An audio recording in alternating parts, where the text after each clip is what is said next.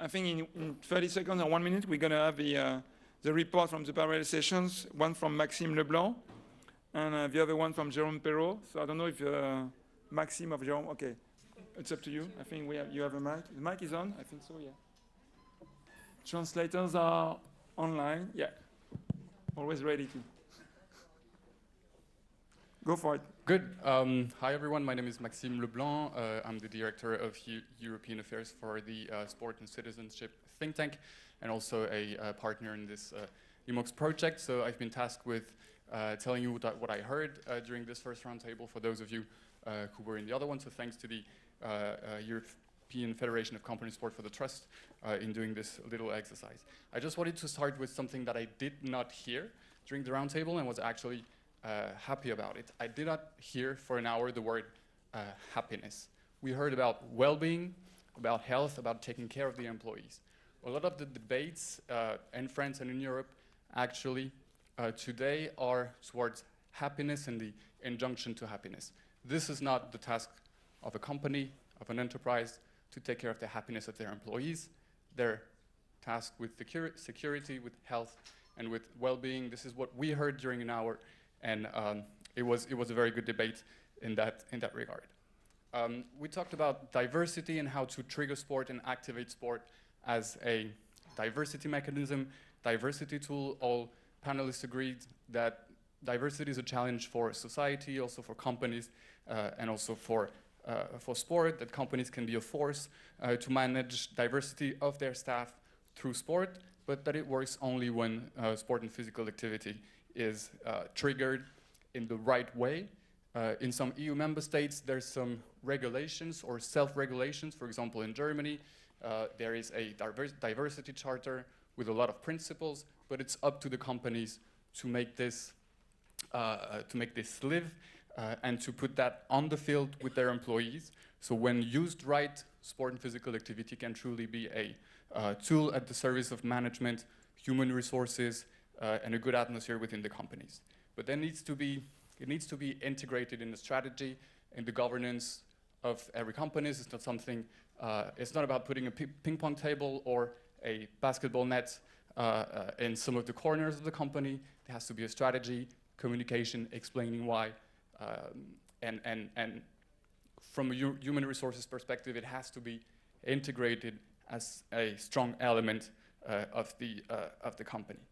So last thing that I heard and that struck me is that it has to be physical activity at the workplace, a possibility, not an obligation. This is not about performance. This is not about finding the next champion. This is about team spirit, gathering, social cohesion, and inclusion.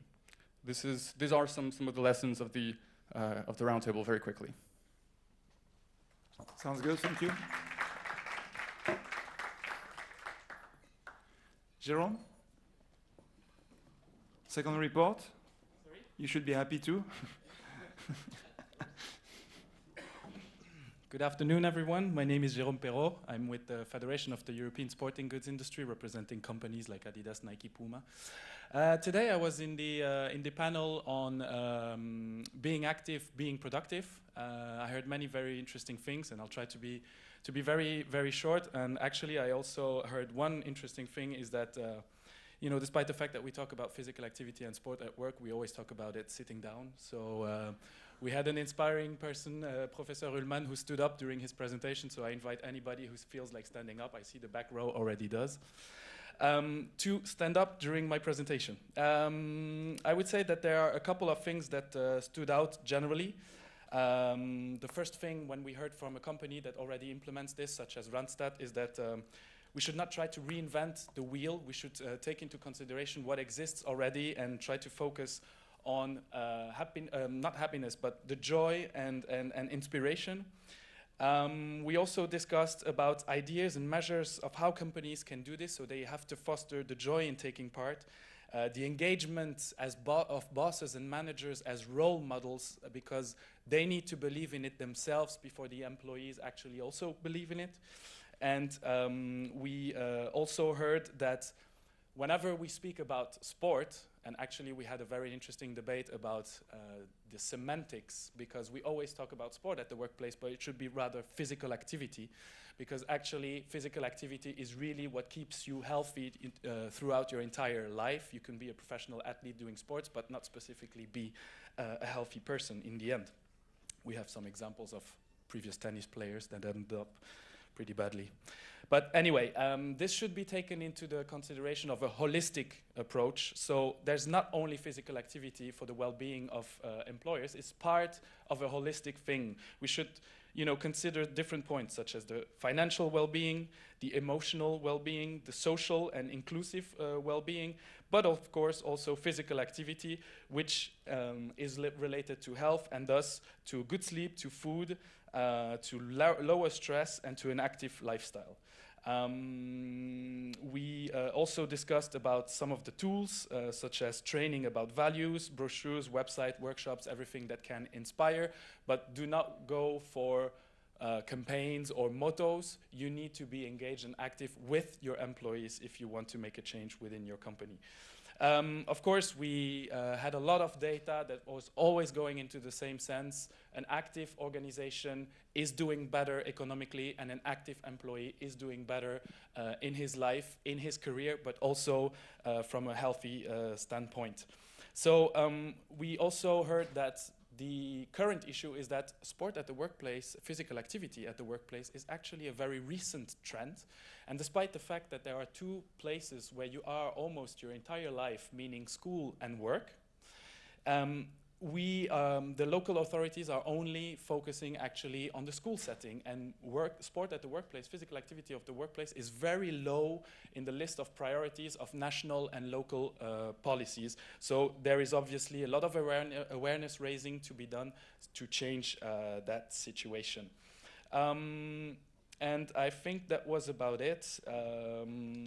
Yeah, basically, there are no doubts that, that physical activity and sport contribute to the well-being of employees. I would like to end also with a positive note. We also heard from Professor Ullmann that there is a positive development. We heard about the barriers that exist between private life and also work. A lot of employees do not want work to be involved in telling them how they should live and how they should be healthy. But apparently this trend is decreasing more and more because this barrier is vanishing for the younger generation. So there is hope. There is a paradigm shift happening. So make your companies active and engage and believe. Thank you.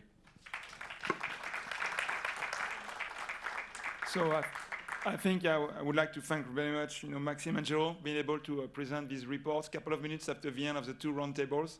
So thank you very much for being able to achieve this work.